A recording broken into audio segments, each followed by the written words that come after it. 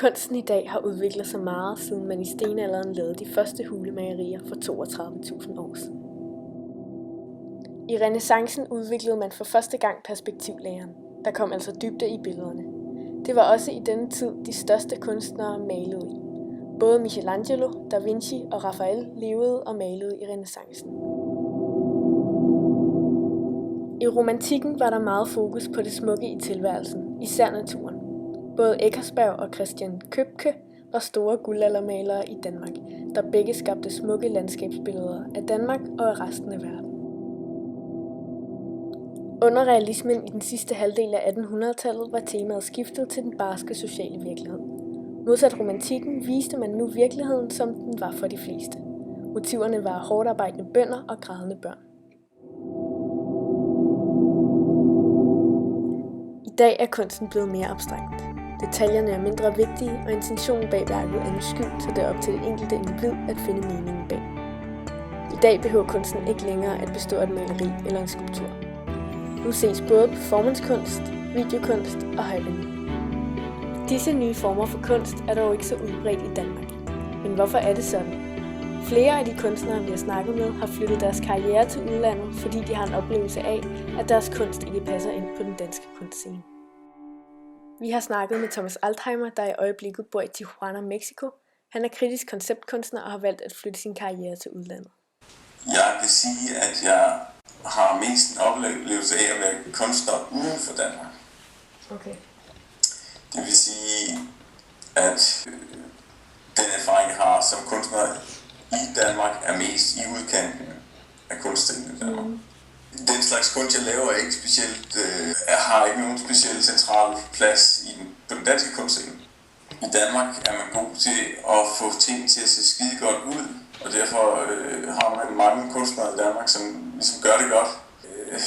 Men det ligger så inden for et meget snævert felt, som mest er malerier, skulpturer og nogle enkelte sådan, konceptkunstnere. Synes du, at Danmark er bagud med hensyn til ikke-materiel kunst?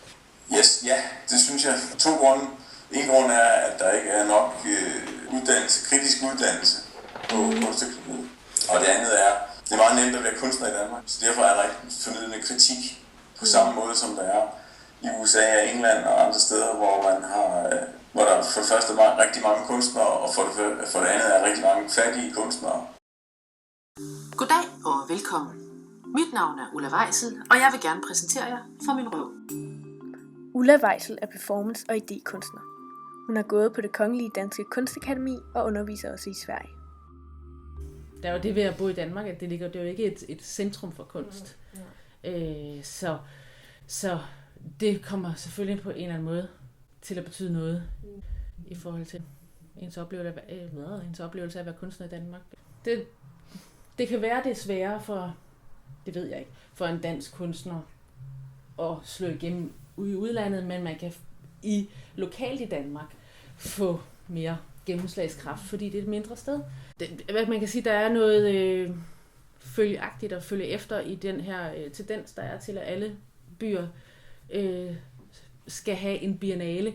Danmark, Sverige og så videre er måske provins i forhold til, hvor det nu end er, de her kunstcentre ligger.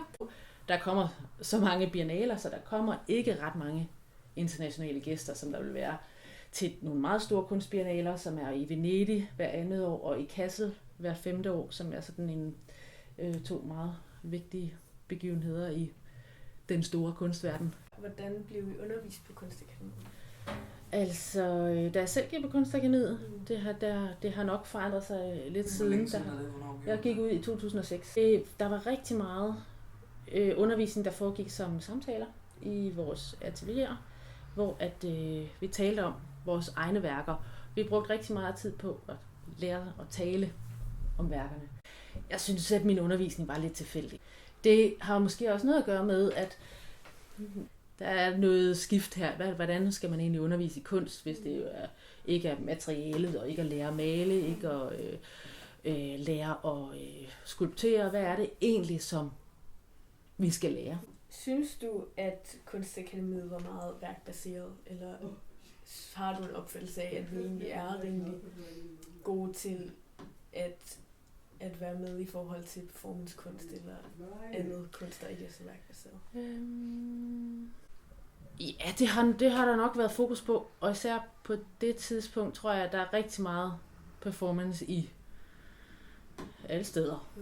Jeg tror, dengang jeg selv startede med at lave performance, så kunne jeg, og det er egentlig ikke fordi, jeg sådan er så meget ude af kunstrummet, men jeg kunne godt lide, at den lå et eller andet sted, der var ikke nogen, der helt havde bestemt, hvad det var endnu.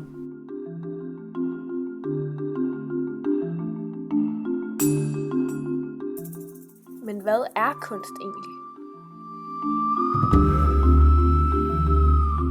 I 1917 lavede den kendte kunstner Marcel Duchamp et kunstværk kaldet Fontæne.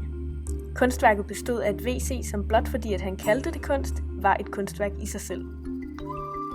Nogle mener dog ikke, at det kan kaldes et kunstværk, da et WC jo rent faktisk kan bruges til noget. Altså har det et reelt formål. Derfor vil begrebet kunst altid være lidt af et mysterie.